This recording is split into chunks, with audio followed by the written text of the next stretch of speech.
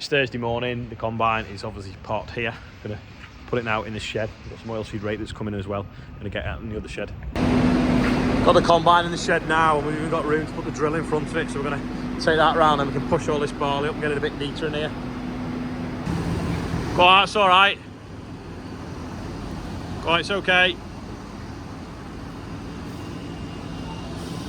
Go on, come on.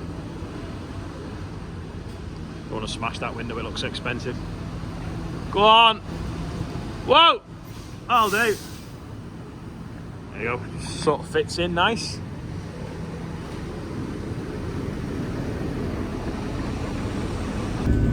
There's a motorhome getting prepped, ready to go out at the weekend, and there's a big, massive puddle in the yard, which is unusual because it's not rained for ages. But I'm going to fill that in now with some road planings. We can actually hopefully get a grant now towards concrete in the yard, some catchment sensitive farming grants, which would be quite handy because it is actually knackered. I think it's been down for 14 years and it just can't take the weight of this kind of stuff anymore. Hands here for a load of straw and a little wagon. Andrew's just loaded up now. Don't worry people, they're back in stock. The snapback hats, I've seen on Hasmos's TikTok. Just pushing up the barley nice and neat in the shed for our red tractor inspection this afternoon, which is going to be a barrel of laughs. Basically just a load of file checking and a paperwork exercise, which is my least favourite job of the year. And I'm sure everyone that's watching at farm's least favourite job of the year. Moving Andrew's tractor, Nemo. It smells lovely. It must be the jelly fresh. Well, it's a jellyfish. Jelly fresh earth freshener. So we were ready for the red tractor coming at 1 o'clock. Turns out they're not coming till 1:30. We'd put it down wrong in the phone, so we're just waiting for them now. So despite the site being a no smoking site, we now have to have a no smoking or naked flame sticker on the chemical store, which I didn't realise. I suppose you could argue that a naked flame is a different sticker to a no smoking one, but I'm just sticking it on now. Luckily we can make them on the computer. Ta-da!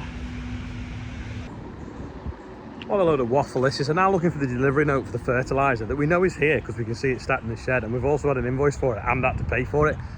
But we need a piece of paper to show the delivery note of it. It's just, what a waste of time. I mean, at least it started raining now, so I don't feel like shouldn't be spraying. Found the invoice. £78,000 for 3 load of urea. And there's actually another load as well that's been delivered since. That's wound me up even more than finding the delivery note. That is a proper rain. So that's the red tractor audit finished for another year. It's just so much paperwork and basically waffle. All the stuff that you do without even sort of realising. So like when you go in a grain store and you check that, you know, it's not infested with mice or insects, you know, you're supposed to record that. You know, the other thing, just trying to grab all of this at the same time, we have to keep the fertiliser tanks locked. Well, this one is completely empty, and every year we have to get a new padlock because that is what happens to the padlock. Have you ever seen a padlock rust that bad? So we need to sort that out for the spring for when we're filling the tanks up, which is not a nice job because they're now going to be £450 a tonne for the mix that we're getting. Fill it up, 12.5 grand every time we fill it up. It's just not nice at all. Like finding the invoice before for the urea, that wasn't a nice invoice to find, but yeah, we had to do that. We had to keep, you have to have the documents for the stuff arriving on the farm, despite the fact you can see it on the farm.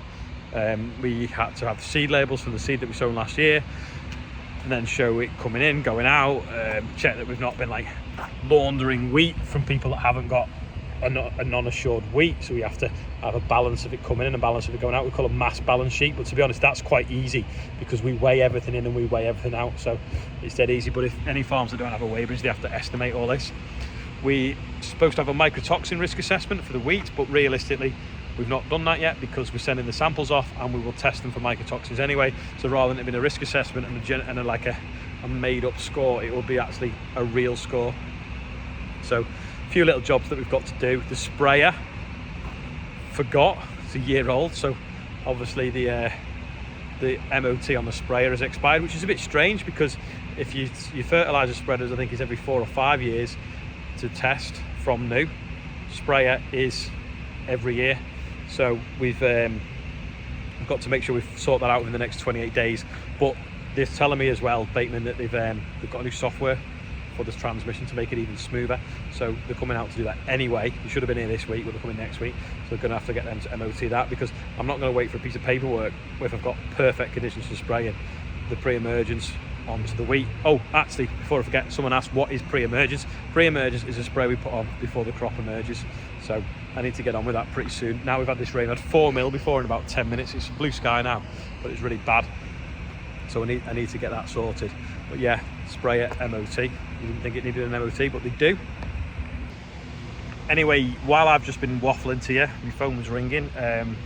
The Queen's died, sadly. So I think she was 96, so 5 years younger than the Queen mother, so her mum, which is a bit surprising, really. You think people started living longer nowadays, but yeah, so that's quite sad news.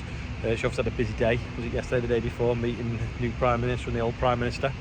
So yeah, anyway, I'm going to quickly go and do the birthday bumper, but sad news. So after that sad news, a little bit of happy birthday news. So Natalie Wallace, Jason Henson, Gareth Penfold, Tim Pepper, Tony George, Mark Gadd, both the same age, 54, Tony Kerr, and obviously RIP HRH, £9,850, absolutely amazing.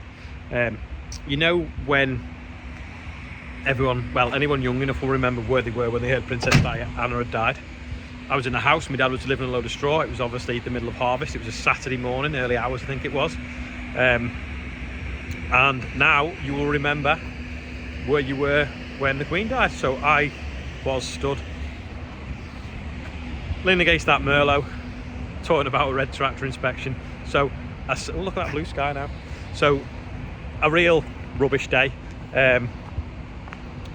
So we've not done it for a while, but everyone needs to answer as a percent how they are. I mean, I know some people watching won't be big fans of the monarchy, but how are you today? Stressful day with the red tractor stuff. I'm only 70%, and obviously the sad news. So let me know as a percent how you're feeling today. The other thing as well, which has just been puzzling me while I was writing the birthday bumper, does this mean now that all the coins and all the notes will have to change because she's on the back of them, or will it just stay the same for ages? My dad actually had hold of an old penny he'd found this morning on the magnets going into the boiler. I think it had King George on it. I think it was King George. Well, he was obviously on coins after he'd reigned, perhaps. So does anyone know the answer to this? What will happen to the coins and the notes? Will they still have the Queen on for however long until they do the next run, or will they get changed pretty swiftly? Anyway, bit of rabbity waffle today. Too wet to do any field work, and we obviously had a bit of prep to do for the red track stuff, finding everything. So thanks for watching, and I'll see you all tomorrow.